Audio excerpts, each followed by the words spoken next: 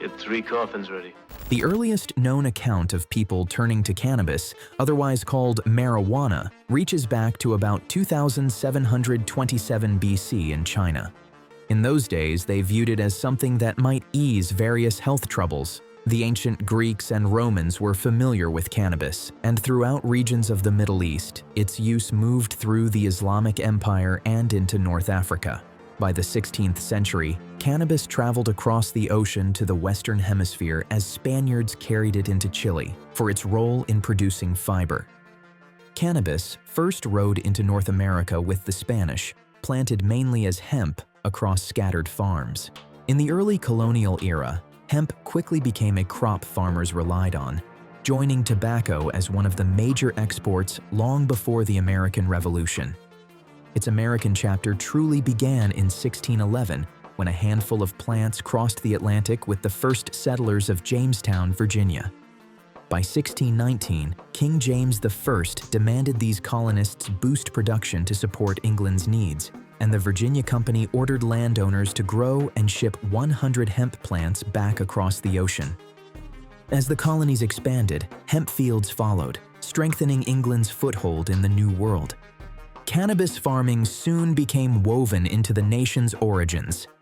Even George Washington cultivated hemp at Mount Vernon as one of his primary crops.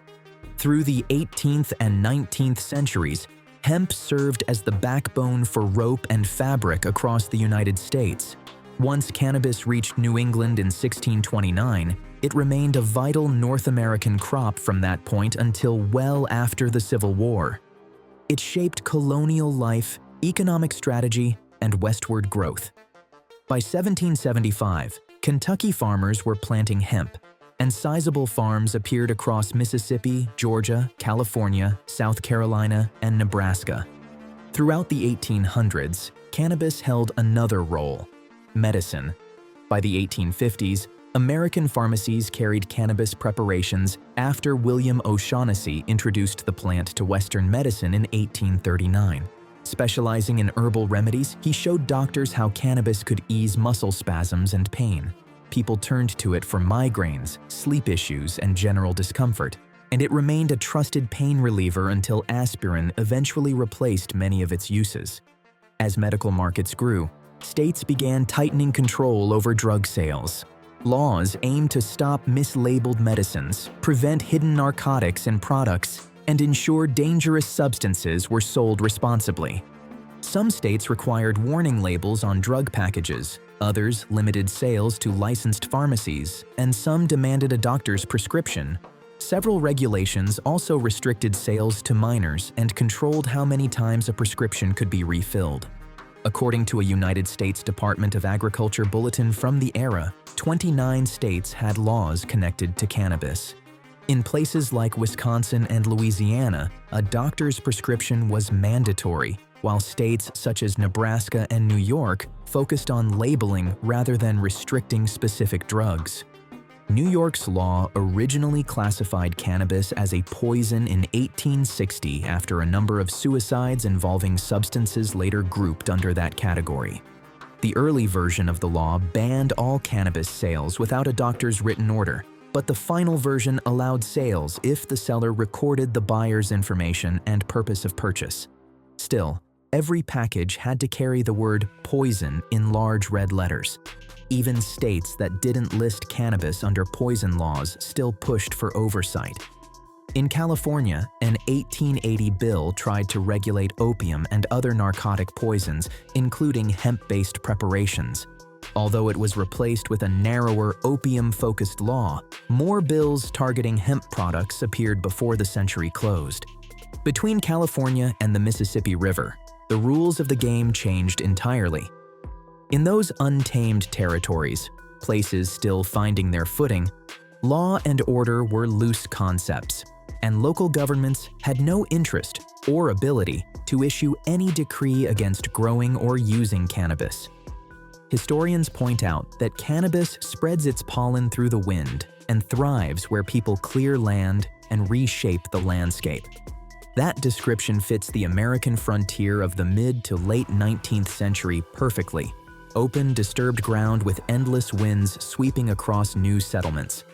Because cannabis grew so easily in the western United States during this era, it quickly became a go-to substitute for tobacco, especially in places where tobacco was hard to obtain. In many Western territories, cannabis was cheaper, easier to access, and sometimes found simply growing along the roadside, depending on the region. The Wild West became the first chapter in American history where cannabis was widely consumed for its psychoactive effects alone.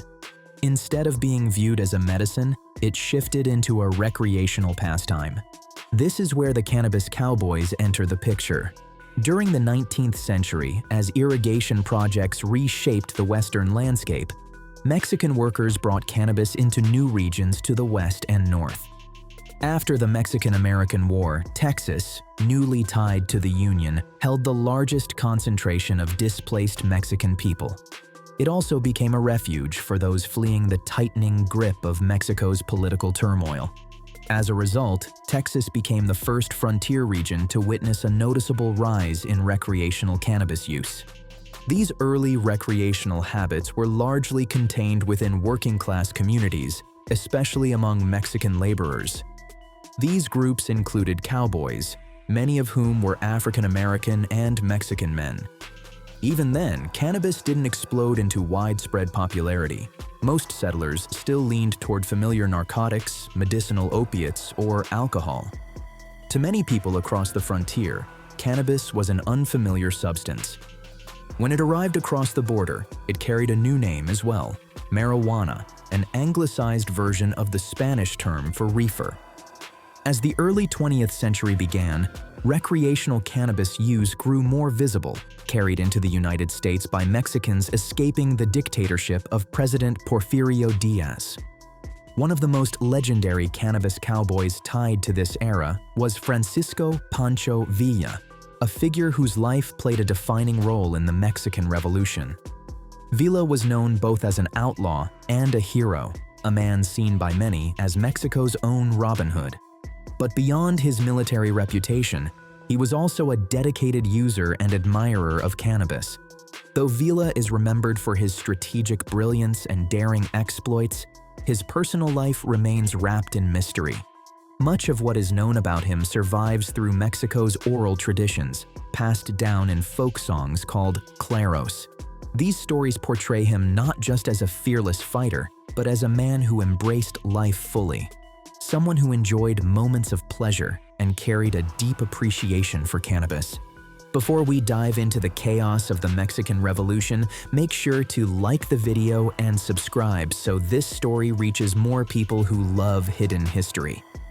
During the Mexican Revolution, the wild exploits of Pancho Villa and his men were etched into history through 4 famous battle songs, most notably Adelita and Lauk Curacha.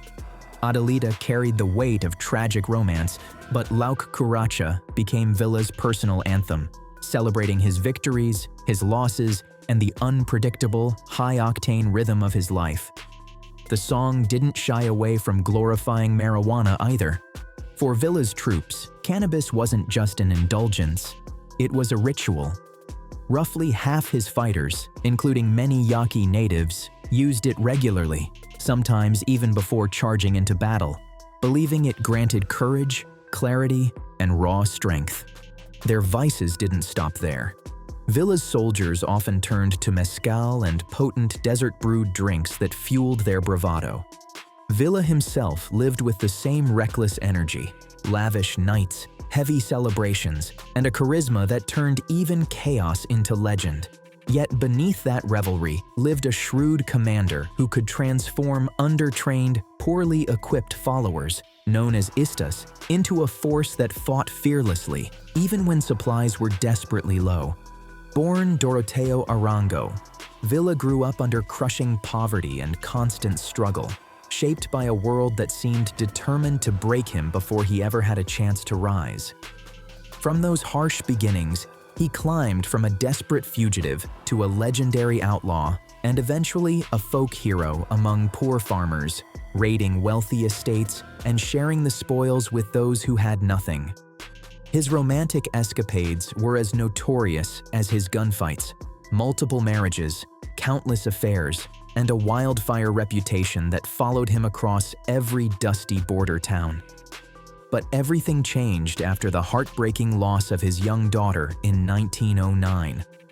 Combined with the cruelty of a powerful landowner, that tragedy lit a fire in him, a fierce hunger for justice that pushed him headfirst toward the revolution.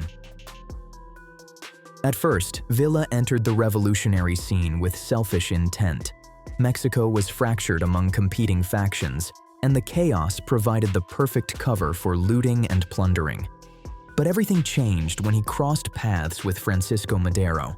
Madero's passion for land reform and social equality struck a chord in Villa, even if he didn't fully grasp every political nuance.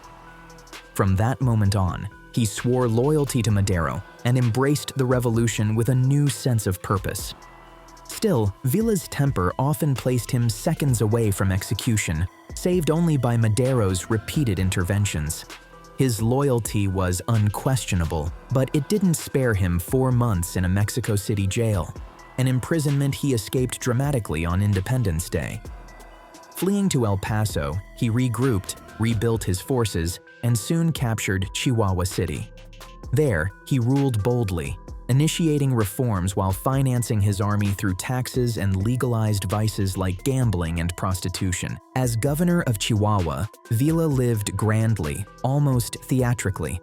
Hidden caches of treasure financed his military campaigns and fueled his appetite for extravagance. Sleek imported cars, lavish parties, and an endless personal supply of cannabis.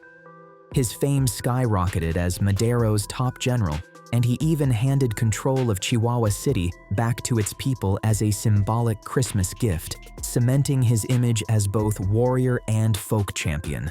But his fortune began to turn when Carranza, supported heavily by the United States, rose to power. In retaliation, Villa launched his infamous raid on Columbus, New Mexico, provoking General Blackjack Pershing's massive punitive expedition. Pershing never captured him, but the relentless pursuit bled Villa's resources dry and signaled the slow unraveling of his once unshakable dominance. Even as his power waned, Villa's legend only grew. His men spoke of him as a larger-than-life figure, half warrior, half folk myth, whose courage and contradictions shaped the very spirit of the revolution. In the shadows of the old Wild West, Villa became something more than a commander. He became a symbol of defiance, survival, and the freedom that defined an era. In his final attempt to reclaim his former glory, Villa launched one last assault on Chihuahua. But this time, the battle slipped through his fingers, not because of strategy, but because his own men were too stoned and too drunk to fight with the discipline he needed. With defeat staring him in the face, Villa retreated from the revolution and withdrew to a quiet ranch, trying to live out the rest of his days away from the chaos that had defined his life. But even in retirement, trouble found him. In 1923, assassins ambushed him, ending the life of one of Mexico's most controversial legends, a man whose name still sparks debates to this day.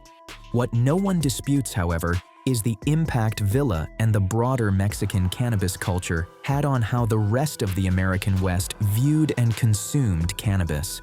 By the turn of the century, the United States was changing rapidly. The wild, lawless frontier was fading, replaced by local governments, railroads, and expanding cities. And as the Wild West era came to an end, so did America's relaxed attitude toward cannabis. As the plant spread north, it became tangled in the growing tension between Americans and Mexican immigrants. In the 19th century, newspapers and medical journals mostly called the plant cannabis, keeping it tied to medicine and industry.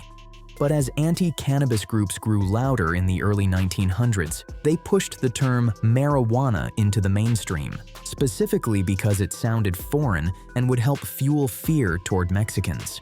The criminalization of cannabis didn't happen overnight. It came from the efforts of powerful groups that saw hemp and cannabis as threats to their economic interests. They launched campaigns portraying the plant as a dangerous drug that triggered violent, erratic behavior, especially among Mexican laborers. These stories spread fast, mixing prejudice with fear until one state after another began passing laws restricting cannabis.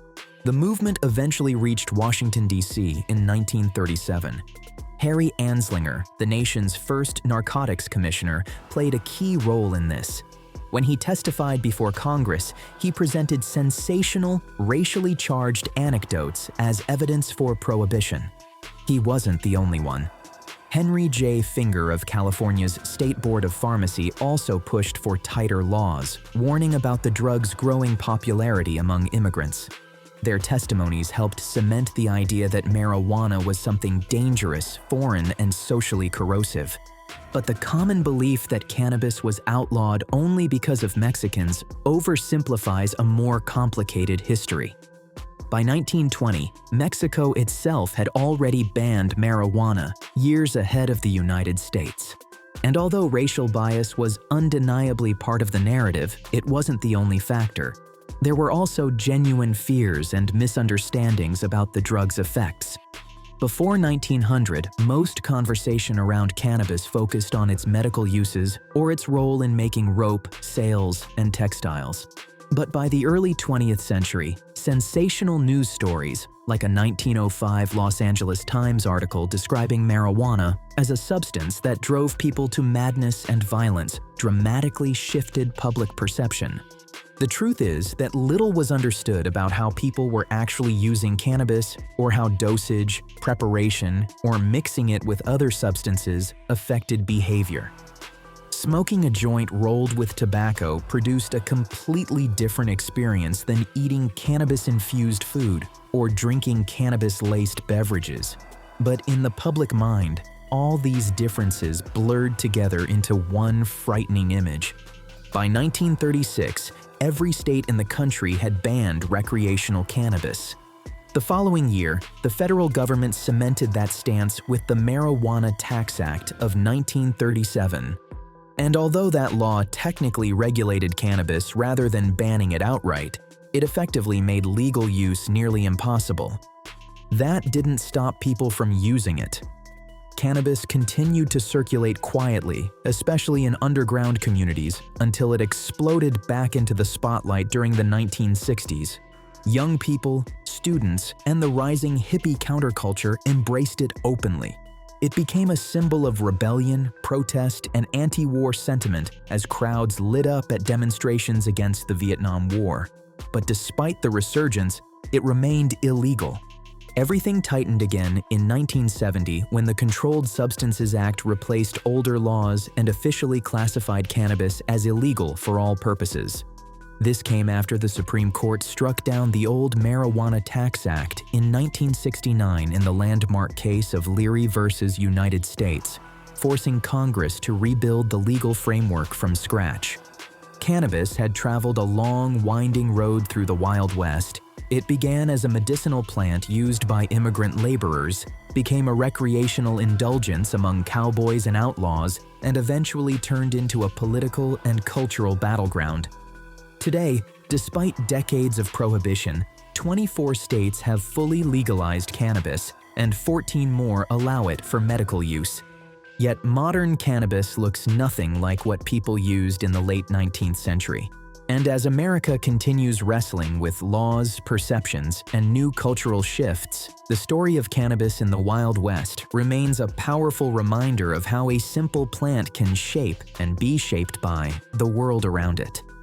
So before you head out, let me know in the comments, which part of cannabis's Wild West history surprised you the most? I read every comment, and your perspective helps shape what I cover next. If you enjoyed this dive into history's forgotten corners, hit like and subscribe. Thanks for watching. I'll see you in the next one.